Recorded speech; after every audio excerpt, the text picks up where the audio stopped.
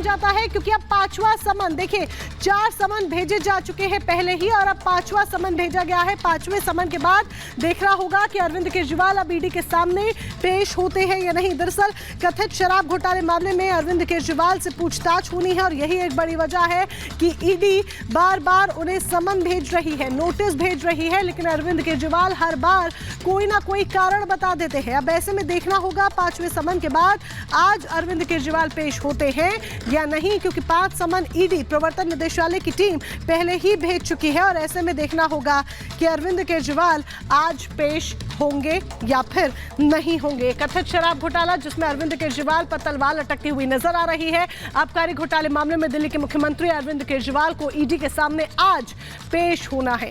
पूछताछ के लिए ईडी की तरफ से केजरीवाल को अब तक 5 समन भेजे जा चुके हैं। रिपोर्ट देखिए।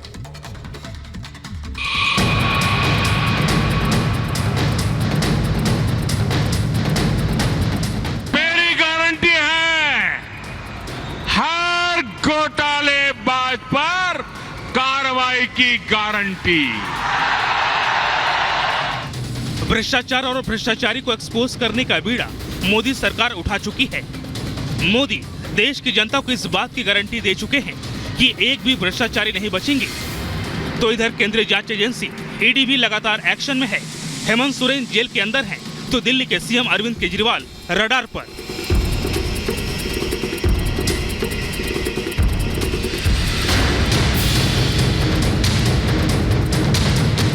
दिल्ली के कथित शराब घोटाले में दिल्ली के मुख्यमंत्री अरविंद केजरीवाल को एक बार फिर तलब किया गया है। ईडी की तरफ से आम आदमी पार्टी के संयोजक अरविंद केजरीवाल को 5वां समन जारी कर 2 फरवरी यानी आज ईडी मुख्यालय में पेश होने के लिए कहा जा चुका है। इस 5वें समन के बाद भी फिलहाल ये सवाल बरकरार है कि केजरीवाल पेश होंगे या नहीं, क्योंकि अरविंद केजरीवाल इससे पहले 4 समन को दरकिनार कर चुके हैं। ईडी ने इससे पहले अरविंद केजरीवाल को पहला समन 2 नवंबर 2023 को भेजा था, दूसरा समन 21 दिसंबर 2023 को बुलाया, तीसरा समन जारी कर 3 जनवरी 2024 को आने के लिए कहा गया, चौथा समन के जरिए 18 जनवरी 2024 पूछताछ के लिए बुलाया था। जांच के फांस में घिरते दिख रहे केजरीवाल खुद और उनकी पार्टी इस सब के पीछे बीजेपी को जिम्मेदार ठहरा रही है। केजरीवाल और आप कई बार कह चुकी है बीजेपी उन्हें गिरफ्तार कराना चाहती है। हालांकि सियासी बयान और आरोप जो भी हों, लेकिन ईडी की तरफ से बार बार समन आबकारी घोटाले से संबंधित मनी लॉन्ड्रिंग के मामले में पूछताछ के लिए भेजा जा रहा है। आखिर यह कथित शराब घोटाला और इसकी टाइमलाइन है क्या, ये भी आपको बताते हैं। 17 नवंबर 2021 दिल्ली में नई शराब नीति लागू हुई। 8 जुलाई 2022 मुख्य सचिव ने घोटाले का आरोप लगाया। 17 अगस्त 2022 शराब घोटाला केस में केस दर्ज किया गया। 19 अगस्त 2022 सिसोदिया के घर समेत कई ठिकानों पर छापेमारी। 28 जुलाई 2022 दिल्ली सरकार ने नई शराब नीति रद्द की। 26 फरवरी 2023 मनीष सिसोदिया गिरफ्तार किए गए। 16 अप्रैल 2023 सीबीआई ने केजरीवाल से पूछताछ की। 4 अक्टूबर 2023 ईडी ने संजय सिंह को गिरफ्तार किया।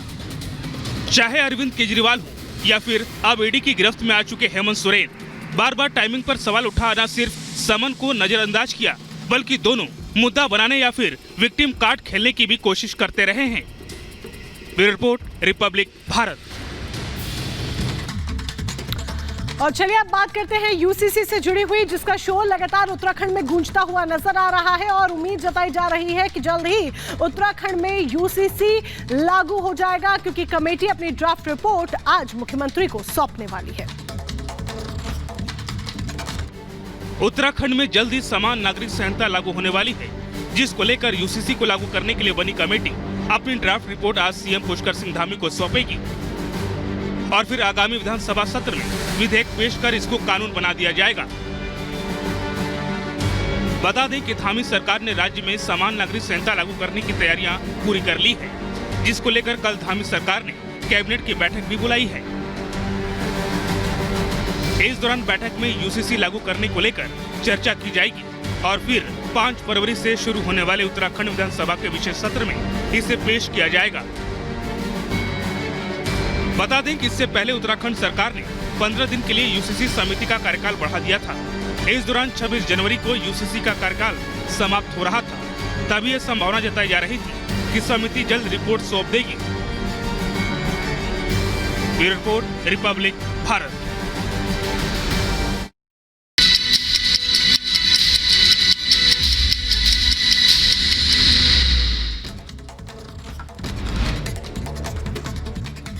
अमेरिकी विदेश विभाग ने जारी की एडवाइजरी, इजराइल को वेस्ट बैंक में हिंसा रोकने की जरूरत। तुर्की के इस्तांबुल में 7 अमेरिकी नागरिकों को बनाया गया बंधक, इजराइल को समर्थन देने के आरोप में किया गया गिरफ्तार। गाजा में युद्ध विराम की मांग को लेकर हजारों लोगों ने वाशिंगटन में प्रदर्शन किया, पुलिस ने कई प्रदर्शनकारियों को गिरफ्तार किया।